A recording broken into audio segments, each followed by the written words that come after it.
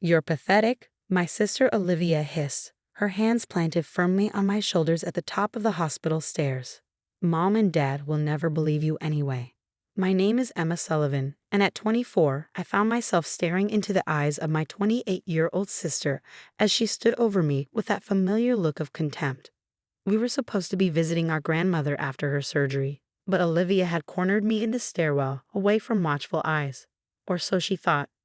"Move, Olivia," I said firmly, trying to step around her. "Grandma's waiting." She laughed, that cold sound I'd grown up hearing. "Always the perfect granddaughter, aren't you? Making everyone else look bad with your daily visits and your little care packages." I tried to keep my voice steady. "This isn't about you. It's about Grandma. Everything is about you, Emma. It always has been." Poor little Emma, so smart, so caring, so perfect. Her grip on my shoulders tightened. "I'm sick of it." I saw the push coming but couldn't stop it. Her hands shoved hard against my shoulders, and suddenly the world was spinning. The stairs rushed up to meet me, each edge hitting a different part of my body as I tumbled down. The pain was immediate and overwhelming. When I finally stopped at the landing, everything hurt. Through blurred vision, I saw Olivia rush down the stairs. But not to help me. She was pulling out her phone, dialing frantically. "Mom? Dad? Come quick." Emma fell down the stairs. I tried to catch her, but I couldn't reach her in time. I tried to speak, to tell the truth, but the pain in my ribs made every breath agony. Within minutes, my parents burst through the stairwell door, rushing to us. "Oh my God, Emma," Mom cried out, but she went to Olivia first, hugging her. "You poor thing, you must have been so scared watching your sister fall." Dad knelt beside me, his face stern. "Emma, what were you thinking? Running in a stairwell at your age?" I managed to whisper through the pain. "I didn't." Olivia pushed. "Don't you dare." Olivia cut in, tears streaming down her face. Perfect, calculated tears. "I tried to save you. How can you lie about this?" Mom's face hardened. "Emma, stop it. Your sister is traumatized enough without you making up stories." The door burst open again, this time revealing a medical team led by a tall woman in scrubs. Her name tag read Head Nurse Martinez. "What happened here?" she demanded, kneeling beside me. Before anyone could speak, a younger nurse rushed in. "Nurse Martinez, you need to see this." She was holding a tablet, her face grave. "Not now," my mother interrupted. "Our daughter had an accident. She was running and fell down the stairs. Her sister tried to catch her." Nurse Martinez's eyes narrowed slightly. She looked at the tablet, then at Olivia, then at me. Something in her expression shifted. "Mrs. Sullivan, Mr. Sullivan, I need you to step back. We have to examine your daughter." Her tone left no room for argument. As the medical team worked, I heard Nurse Martinez speaking quietly into her phone. "Security, I need the footage from stairwell B, last 10 minutes. Yes, send it directly to Dr. Kane. And contact hospital administration." My sister's face went pale. "What footage?" That's when we all noticed it. The small security camera in the corner of the stairwell. Its red light blinking steadily. It had captured everything. "Standard hospital security," Nurse Martinez said calmly, though her eyes were steel. "Every stairwell is monitored. For patient safety, of course." "This is a family matter," my father began, but the nurse cut him off. "Sir, what I just witnessed on that security feed is assault. This isn't a family matter anymore." Olivia's tears dried instantly. "You can't prove anything." "Camera footage doesn't lie," Nurse Martinez replied. "Unlike some people." As they loaded me onto a stretcher, I saw my sister's perfect facade cracking. My parents stood frozen, their world of carefully maintained appearances beginning to crumble. Nurse Martinez leaned down close to me as they wheeled me out. "You're safe now," she whispered. "We won't let them sweep this under the rug." For the first time in years, I believed someone might finally see the truth behind my family's perfect image.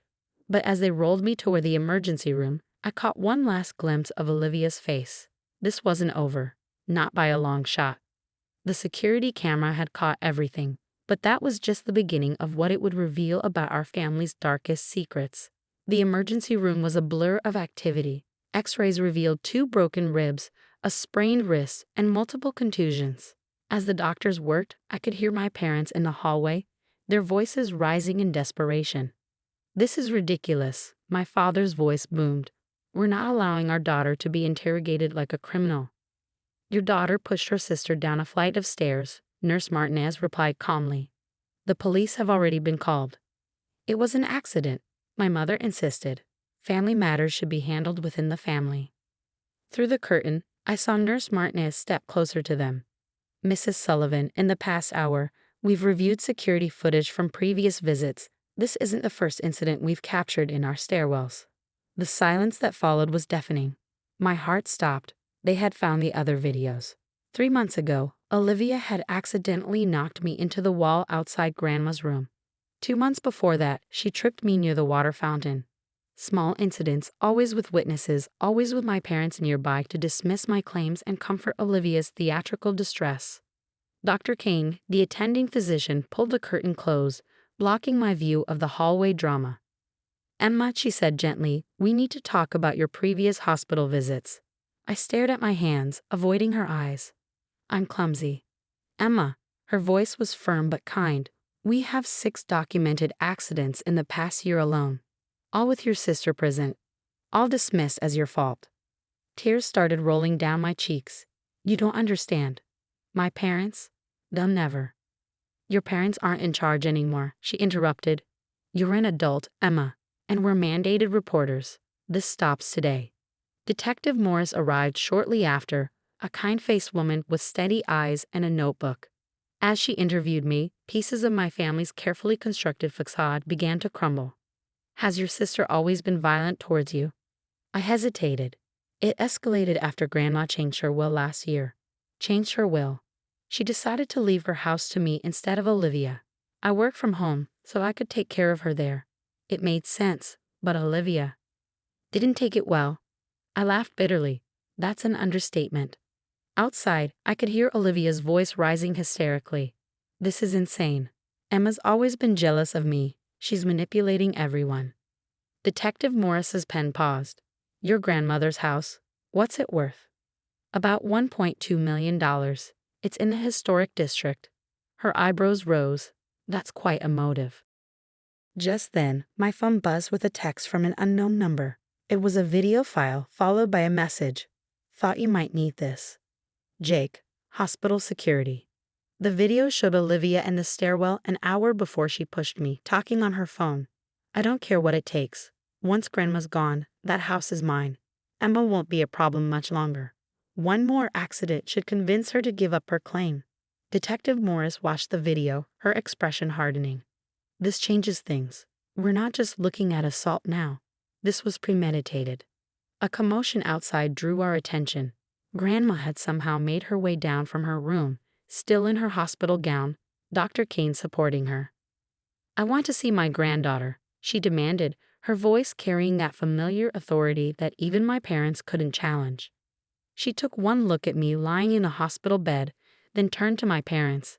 How long have you been covering for Olivia? Mother, my mom started, but Grandma cut her off. I've watched you dismiss Emma's injuries for years. I said nothing, hoping you'd finally see the truth. But this, she gestured at the security footage playing on Detective Morris's tablet, this ends now. Olivia stepped forward, her face a mask of innocence. Grandma, you don't understand. I understand perfectly, Grandma snapped. I understand that money and jealousy matter more to you than family. I understand that your parents have enabled your behavior until it escalated to attempted murder. Murder? My father sputtered. That's absurd. Detective Morris cleared her throat. Actually, sir, given the premeditation evidence and the height of that stairwell, attempted murder charges aren't off the table. I watched as Olivia's perfect mask finally shattered completely, her face contorted with rage as she pointed at me. This is all your fault. You've ruined everything. 2 police officers appeared in the doorway, handcuffs ready. As they led Olivia away, I saw something I'd never seen before in my sister's eyes. Fear. The same fear I'd lived with for years. Grandma sat beside my bed, taking my hand in hers. I'm so sorry, Emma. I should have done something sooner. But we both knew this wasn't over. As they wheeled me up for more tests, I caught one last glimpse of my parents huddled together in the hallway, their world of denial finally crumbling around them. The security camera had caught more than just a push down the stairs. It had captured years of family secrets, and now there was no going back. 6 months later, I stood in front of Grandma's house. My house now, watching the morning sun illuminate its Victorian details. The bruises had healed, but the changes in my life were permanent and mostly for the better. Olivia had taken a plea deal, 2 years in prison with mandatory counseling. My parents, faced with overwhelming evidence of their enabling behavior, were ordered to attend family therapy. They hadn't spoken to me since the hospital, except through their lawyer. "Tea's ready," Grandma called from the wraparound porch. She'd moved in with me during my recovery and decided to stay. Her surgery had been successful, and together we'd transformed the house into a true home. As I joined her on the porch, a familiar car pulled into the driveway. Nurse Martinez, Sarah, stepped out, carrying her usual weekend breakfast contribution, fresh scones from the bakery near the hospital. "How's my favorite former patient?" she called out, climbing the steps. After the incident, Sarah had become more than just the nurse who saved me. She was now a close friend, part of the new family I'd built around myself. "Better every day," I replied, helping her with the bakery box. "The therapy's really helping." We settled into our usual Sunday routine: tea, scones, and conversation on the porch. It had become a healing ritual of sorts. "Have you heard from them?" Sarah asked carefully, knowing the weight of the question. I nodded. "Mom sent an email yesterday. They want to meet, to talk." Grandma's teacup clinked sharply against its saucer. "And what did you say?" I agreed, but on my terms. At Dr. Thompson's office, with her present. Dr. Thompson, my therapist, had helped me understand that healing didn't mean forgetting. It meant setting boundaries and making choices that protected my well-being. "Olivia's been writing too," I added quietly, "from prison. I haven't opened the letters yet." Sarah reached over and squeezed my hand. "You don't have to, not until you're ready." The stack of unopened letters sat in my desk drawer, each one a reminder of how far I'd come and how far I still had to go. The meeting with my parents was scheduled for the following week. As I walked into Dr. Thompson's office, I felt stronger than I had in years. My parents sat stiffly on the couch, looking smaller somehow, less intimidating than I remembered. "Emma," Mom started, her voice cracking. We've been doing a lot of work in therapy, understanding our part in what happened." Dad couldn't meet my eyes. "We failed you.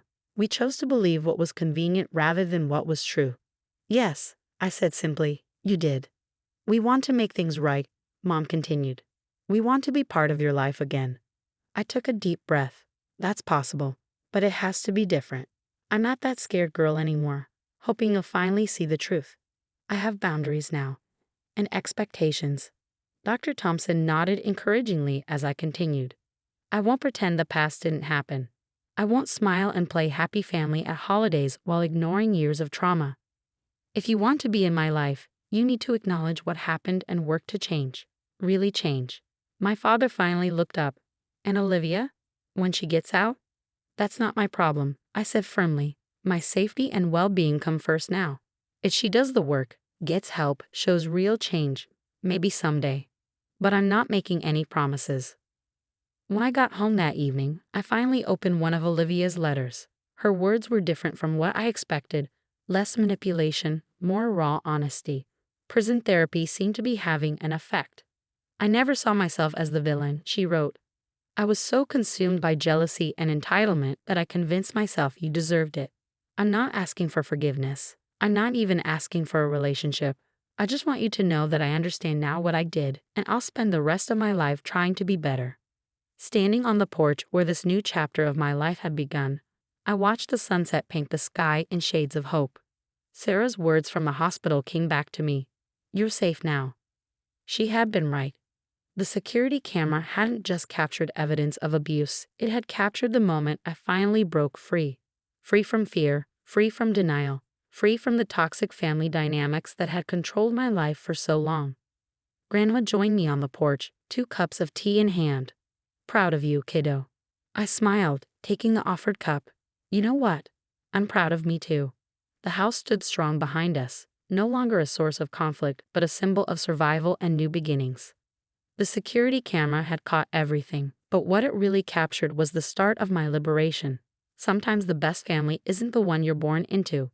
It's the one you choose to build from the ashes of what broke you. That's the thing about falling downstairs. Once you hit bottom, the only way left is up.